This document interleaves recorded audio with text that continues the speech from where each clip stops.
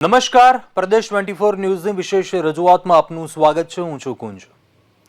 2 દિવસ પહેલા અમદાવાદના નારોલ વિસ્તારમાં કોર્પોરેશનની બેદરકારીને કારણે એક દંપતીનું મોત થયું હતું. દંપતી જે રોડ પરથી પસાર થતા હતા તે રોડ પર મોટો ખાડો હતો. તેમાં વરસાદી પાણી ભરાયેલું હતું અને તેમાં વીજળીના ખુલ્લા વાયરોને કારણે કરંટ પ્રસરી રહ્યો હતો અને આ ઘટનામાં બંને લોકોના મોત થયા. હવે આ મામલે જવાબદારો વિરુદ્ધ પગલાં ભરવામાં આવ્યા છે અને આ વિષય પર વિશેષ વિગતો મેળવીએ. આ સિવાય પ્રદેશ 24 ગુજરાતીએ ગઈકાલે જ પ્રાઇમ ટાઈમ શોમાં અમદાવાદ શહેરની કાયદો અને વ્યવસ્થાને લઈને પણ ચિંતા વ્યક્ત કરી હતી. ત્યારે આજે ફરીથી એક એવો બનાવ બન્યો કે જે ખરેખર અમદાવાદમાં ગુનેગારો કોઈ પણ ડર વગર ગુનાને અંજામ આપે છે એ વાતનો પુરાવો આપે છે. જોઈએ આ વિશેષ રજૂઆત.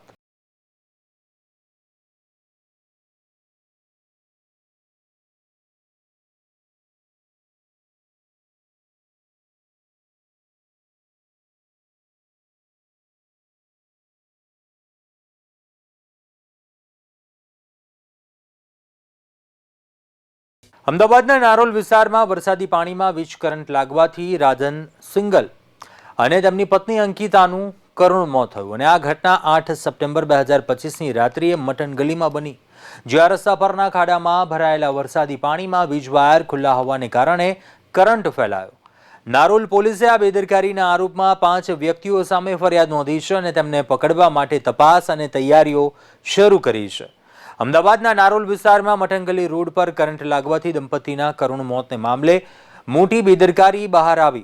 મૃતકના પરિવારજનોની ફરિયાદને આધારે પોલીસે મ્યુનિસિપલ કોર્પોરેશનના 2 અધિકારીઓ, કોન્ટ્રાક્ટરના 3 કર્મચારીઓ સહિત 5 લોકો વિરુદ્ધ ગુનો દાખલ કર્યો અને તપાસમાં ખુલ્યું કે સ્ટ્રીટ લાઇટના થાંભલા કાઢી નાખ્યા બાદ વાયરોનું યોગ્ય રિપેરિંગ ન થવાને કારણે પાણીમાં કરંટ ફેલાયો, જેને કારણે રાજન સિંગલ અને તેની પત્ની અંકિતાનું મોત નીપજ્યું હતું. જોઈએ આ ખાસ રિપોર્ટ.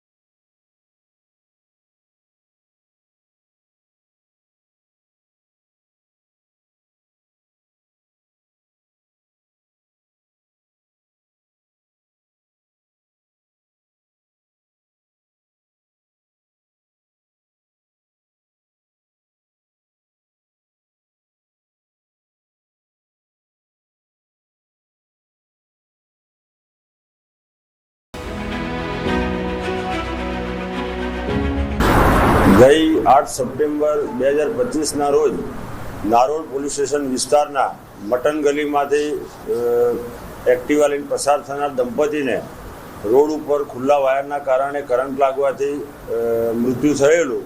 તે દરમિયાન મરણ જનારના માતા હેતલબેન હરજીવનભાઈની જાહેરાત આધારે તેમને અકસ્માત મોત રજીસ્ટર કરી આગળની વધુ તપાસ હાથ ધરેલી.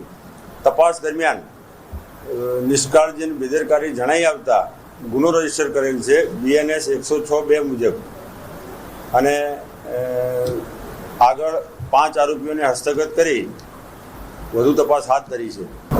આરોપીઓમાં મુખ્ય નિશાંત એન્ટરપ્રાઇઝ કે જે પોતે મેન્ટેનન્સનું કામ કરતા હતા, તે કોન્ટ્રાક્ટર, તેમના 2 એન્જિનિયર તેમજ AMCના 2 એન્જિનિયર વિરુદ્ધ ગુનો રજીસ્ટર કરવા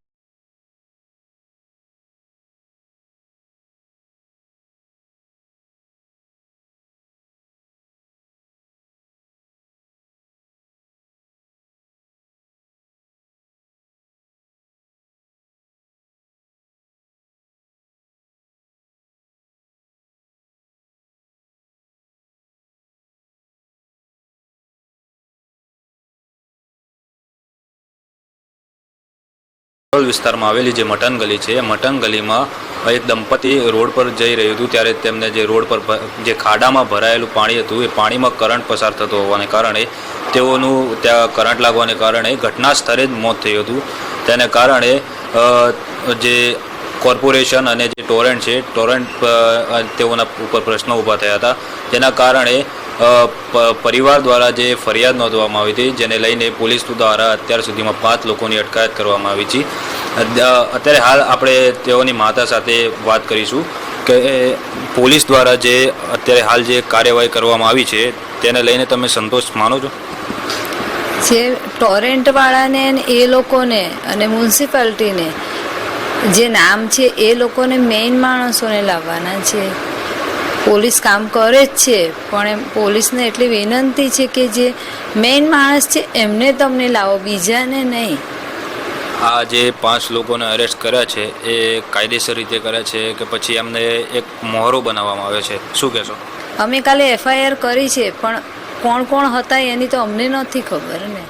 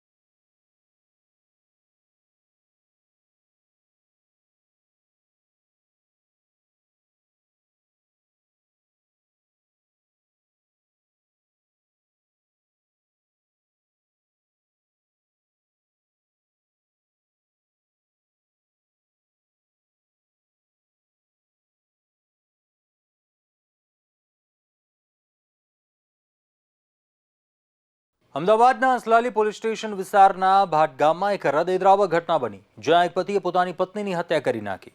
આરોપી પતિ વિક્રમ રાવલ પોતાની પત્નીના ચારિત્ર પર શંકા રાખી તેને અવારનવાર મારઝૂડ કરતો અને આખરે બોલાચાલી ઉગ્ર બનતા તેણે પોતાની પત્નીની જ હત્યા કરી નાખી. જોઈએ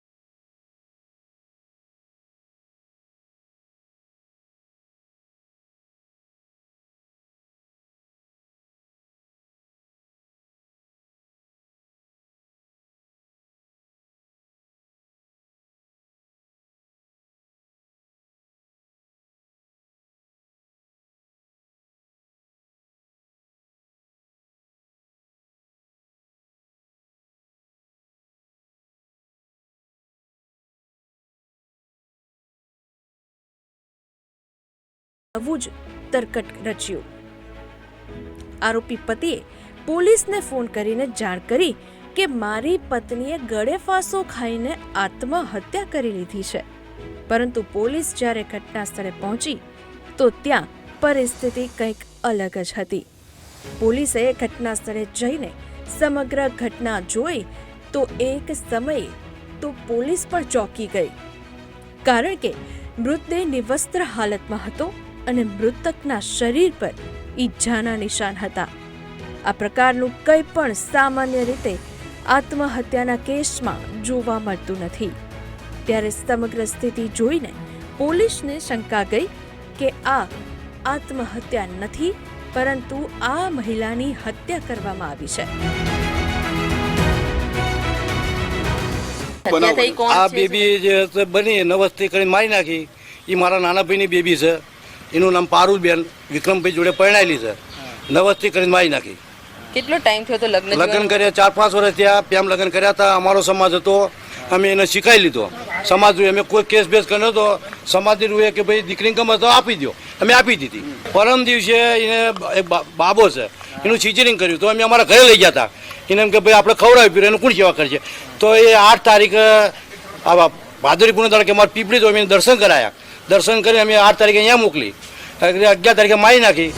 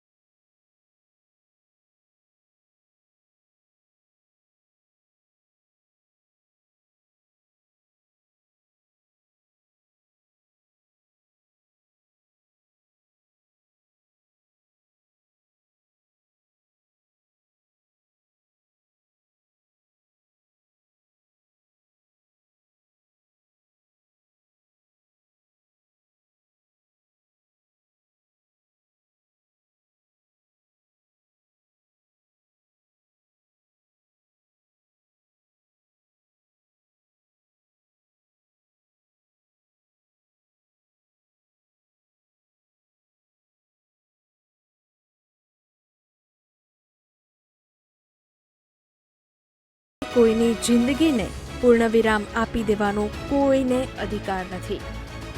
મૃતક મહિલાના પિયર પક્ષના લોકો જણાવે છે કે અમારી દીકરીને તેના સાસરી પક્ષના લોકો ખૂબ જ ત્રાસ આપતા અને વારંવાર મારઝૂડ કરતા હતા. મૃતક મહિલાના પરિવાર દ્વારા તેના સાસરી પક્ષના લોકો વિરુદ્ધ ફરિયાદ નોંધાવવામાં આવી છે.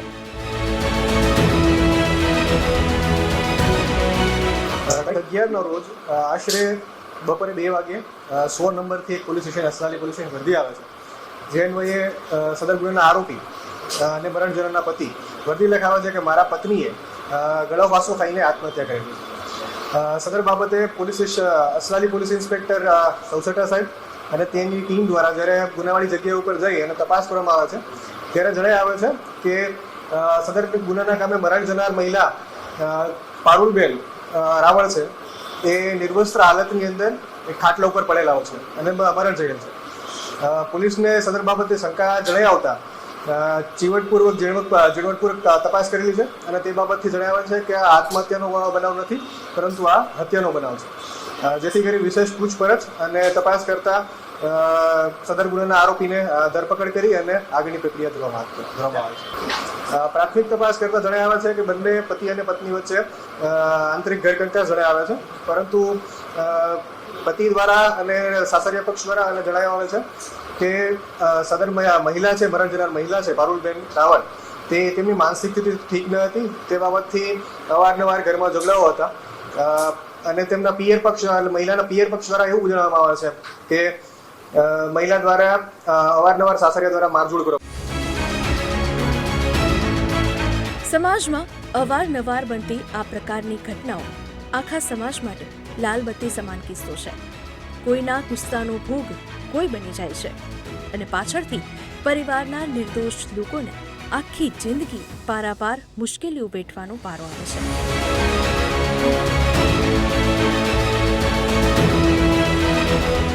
અત્યારે હાલ પ્રદેશ 24 ન્યૂઝમાં બસ આટલું. વધુ સમાચારો માટે આપ જોતા રહો.